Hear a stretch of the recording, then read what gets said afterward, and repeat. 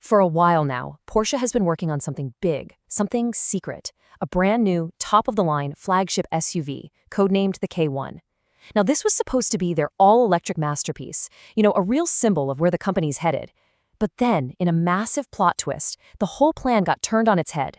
We're talking a complete, fundamental shift in the very heart of the machine. So that's the big question here, right? What happened? Why would Porsche, a company that's been all in on electrification, suddenly slam on the brakes and pivot its most important new vehicle from a silent EV pioneer into a roaring V8 powerhouse? Well, we're gonna find out.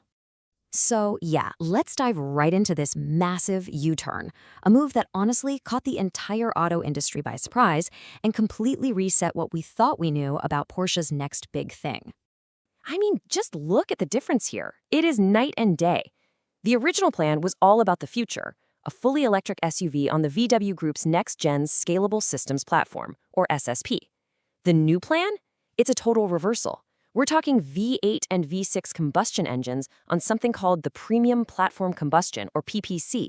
This isn't just a minor course correction, it is a complete strategic overhaul. And let's be super clear about something. This isn't just any old model. The K1 was designed from the ground up to be the absolute pinnacle of the Porsche lineup. Think about this. It's a vehicle that sits above the already enormous and legendary Cayenne.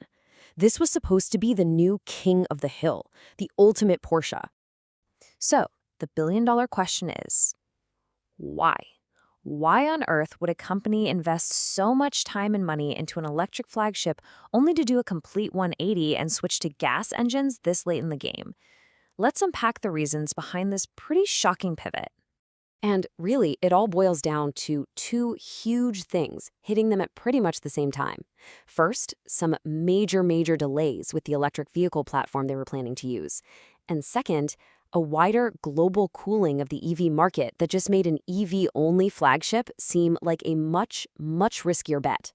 Okay, so on the tech side, the big problem was the platform itself. This super ambitious new SSP architecture hit some serious roadblocks, especially when it came to the incredibly complex software. I mean, modern cars are basically rolling supercomputers, and getting everything to talk to each other is a monumental task.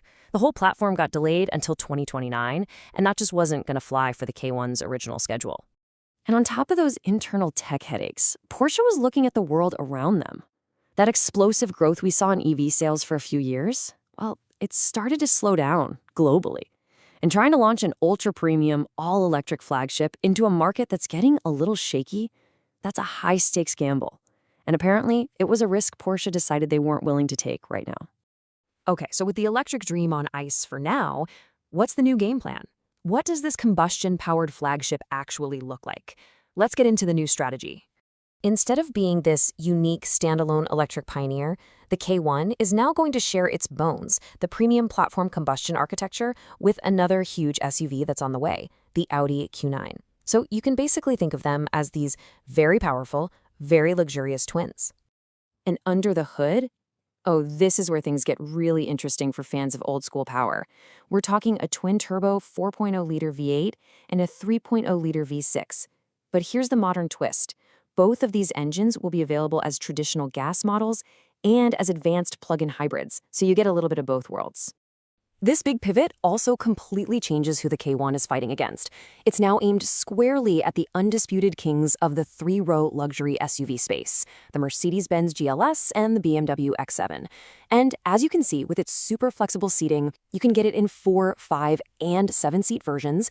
It's designed to go head-to-head with them. It's a whole new battleground for Porsche. Plus, it has that unique platform link to the Audi Q9, something its rivals just can't match. So, what's next? What does the road ahead actually look like for the K1? Well, there's a whole new timeline, and that original electric dream, it's not dead, it's just, well, it's delayed. This quote right here really nails the business strategy. See, by sharing the K1's platform with Audi, Porsche saves a ton of money. But here's the really clever part. The profits they make from selling this V8-powered K1 are going to be plowed right back into funding the development of their other electric cars, like the new Macan and Cayenne EVs. So, in a way, the roaring V8 is actually paying the bills for the silent electric future. All right, so here's how this is all going to shake out step by step. First up, in 2027, the Audi Q9 hits the market. Then, about a year after that, in 2028, we'll finally see this gas-powered Porsche K1. After that, in 2029, that delayed SSP electric platform is finally supposed to arrive. And only then, sometime after all of that, will Porsche circle back and launch the all-electric K1 that they wanted to build in the first place. And all of this brings us back to one massive question. Is this big pivot by Porsche a brilliant, pragmatic move, just adapting to tech delays and a changing market? Or is it a disappointing step backward from the all-electric future they've been promising us? It's a move that probably secures some short-term success, but it definitely puts a big detour in their long-term journey. What do you think?